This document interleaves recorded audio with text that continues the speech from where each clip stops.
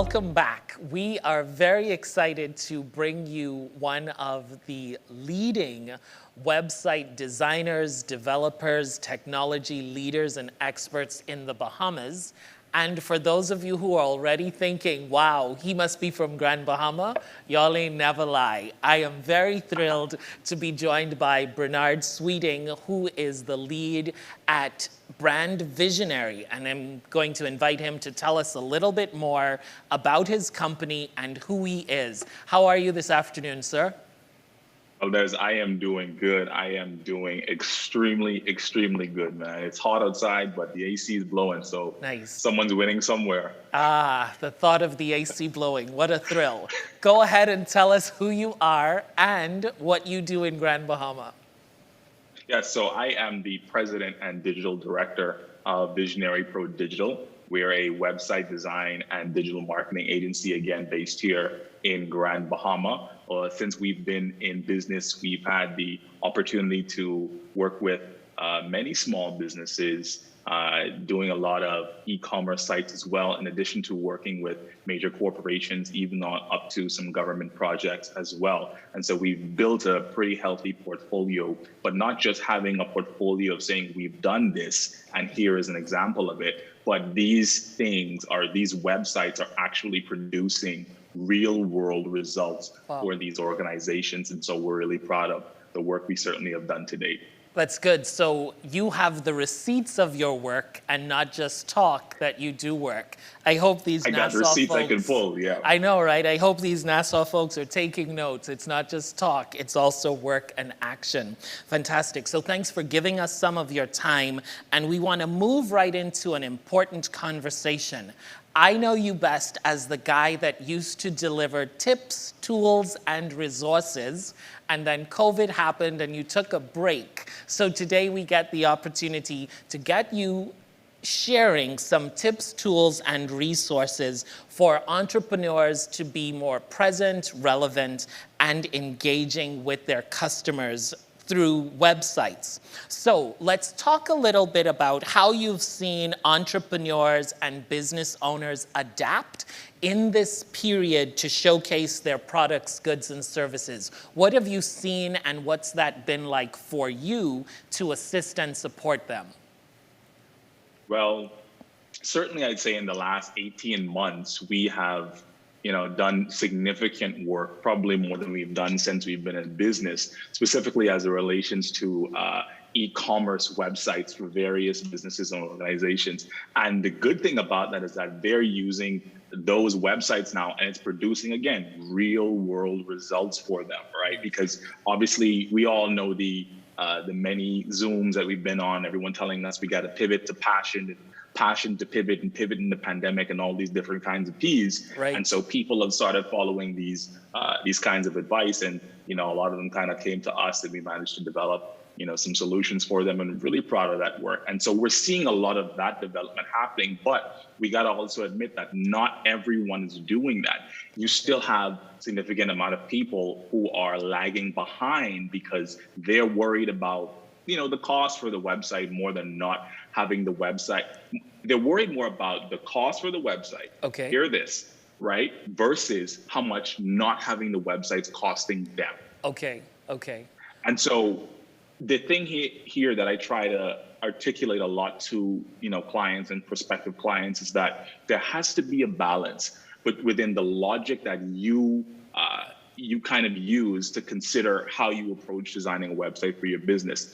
Jim Rohn, in his book, The 7 Strategies for Wealth and Happiness, he presents a point, or a principle, I should say, where he talks about how we shouldn't kind of take a major effort and put it into a minor result. And conversely, we shouldn't put in a minor effort and expect a major result. Okay. So when we're approaching our digital storefronts, right? Our websites are our digital storefronts. We should have that same principle in mind. Spending $500 on a website and expecting a major result is not proportionate. And so it's kind of keeping these kind of things in mind, that if we want to scale, if we want to grow, we've got to put in the necessary investment that is required.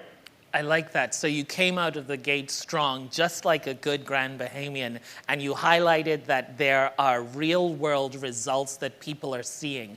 Break that down for me. I don't want to assume, but what are the real world results that people are seeing as a result of investing in good website design and e-commerce kinds of platforms?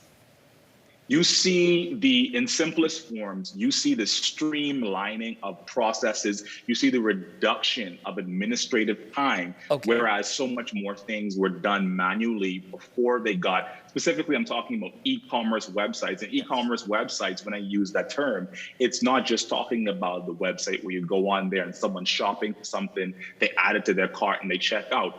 E-commerce is electronic commerce, the ability to accept, simply put, transactions online. So that's just in most instances, Valdez, a lot of the work we've been doing is simple pages on people's website now, where they have the ability to have a form, have a credit card options on there, pay, and it hits their bank accounts and is working out brilliantly for them. And it's just the little touches, the little changes, such as what I mentioned, that they started doing made a huge difference in their business. And so proud of that work for sure. Good. Those are good examples that people can begin to appreciate. If I do the work now, I can get better results, I can devote time to other things, and I can make money while I sleep, or I can move into new areas because my business is well taken care of.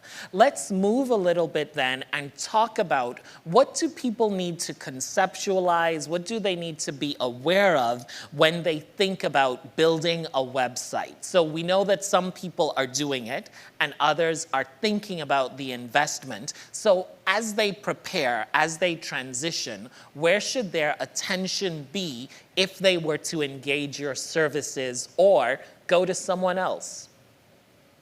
So I'll approach it from this perspective, right? I often say this, and I kind of change out the year from as we start progressing and going into a new year. So in 2021, if your business cannot fit into the size of your pocket, you do not exist, right? That statement is as relevant as when I first said it 5 years ago as it is today, right? At present, if businesses need a website today, as in the past they needed a phone line, there is no way that you can survive in the modern world right now in the middle of a whole panini, right? Without having an effective presence on the web. A clean, fresh, aesthetically designed website, it adds credibility to your business. It strengthens your brand. It helps you to provide your customers better with information in a well-organized and well-presented fashion so that you can now anticipate their needs and set an excellent impression for all of the transactions to follow. And just when you consider it, it's just a convenience. The conversation around having a website, is not necessarily anything that's new, but again, the demand has increased because we've been isolated. We've kind of been forced to look at other ways to be able to make money when our brick and mortars were closed. And so, this is just something that really kind of came to the fore a lot more. And a lot of businesses had to really consider, hey, you know what? Before in the past, I would have said, I don't need to do it as much, right away with as much urgency. But when your whole livelihood is now on the line, you kind of consider, okay, maybe we need to now put that money in here and get that done. Otherwise, we're probably done for, because we don't know how long, this whole Pandora is going to last. Right. So that's something to consider. First you call it a panini, then you call it a Pandora. I'm hoping at some point we're able to say we're out of this COVID experience, but we leave with lessons on how to do better and how to be better. So you're known for your tips, tools, and resources. You're known for putting that in our faces in a real way to help us to be better. Let's wrap up our quick exchange with some tips as it relates to how and what might we do better in this environment. I would say, here's one thing to consider. Okay. When we're approaching the aspect of transforming our businesses, right? I always like to ask clients this question, right? Do the people that you want to target want or need what you have to offer? Wow. And sometimes I kind of reword it in this way as well. Do the customers that you want, what do the customers that you want want from you? Okay. Because so often businesses put out products and services that they feel that there's a demand for, but they haven't actually done the work to truly find it out. So then they invested all this time and big money. In some instances, when they do actually have a website, they would have invested so much resources into putting that out, but they didn't take the time and effort to do the market research, to really build out and figure out who the target audience is, or even invest in the right people to kind of help them get over that line and help them to find out who that is. How often, Valdez, have you even consulted, right, and spoke to people who would have said, well, nobody else is doing this inside the entire Bahamas, right? Yes. And so they come with these ideas, and it's like, okay, why is nobody else doing that exact same idea in the entire Bahamas? Are you just that much of a unicorn that one idea came to you and only you within the how much years that we have been an independent nation? I mean, these are things that you may have something on your hands that is a very, plausible, profitable business idea. But again, do the detective and forensic work to figure out, is this going to work before the website, right? Before the social media campaign? Is this a valuable, is this a profitable, is this a plausible, a doable business idea? And when I actually start fleshing it out, do the people, right, that I want to target really want this, or can I change it up a bit? And I'd probably add on to that as well.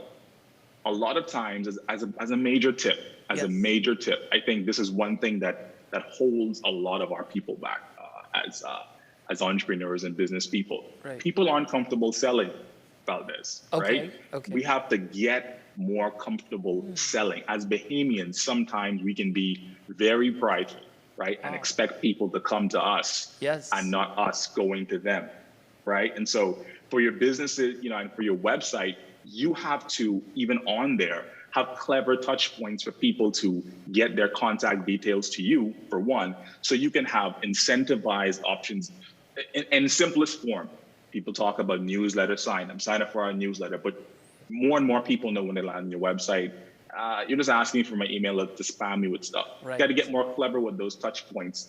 And so from that, even on down to people reaching out to you, inquiring about your products and your services on social media, get comfortable selling to people. Whatever funnels you have coming into your business, you put them on lists, you get them onto a spreadsheet, you get them into a CRM, and you sell. You figure out who's a cold lead, who is a warm lead, who's a hot lead. If they're the right fit for you, if not, you close that file, you move on to the next one. But we have to get better at selling. Lots of people, my closing point here is, lots of people have very great websites. They have very great social media campaigns and social media posts, but a lot of them are not comfortable selling and closing the deal. And that's the key to making the money for the website that you would have invested in. It's being comfortable selling. Wow. I like that reminder to offer a product, be comfortable selling it, and research the product that you want to offer so that people take full advantage of wanting to connect with you in meaningful ways and do business. I hope that persons found this to be helpful, because you did share some very good tips, some good reminders to understand how you present your product to individuals, how you take advantage of getting information from them so that you can stay connected with them, and then doing the work so that you have a website that is engaging, clean, and fresh. Did I miss anything, or is there anything else that you'd like to add as we wrap up this quick opportunity for you to tell people how to be effective with website design and development?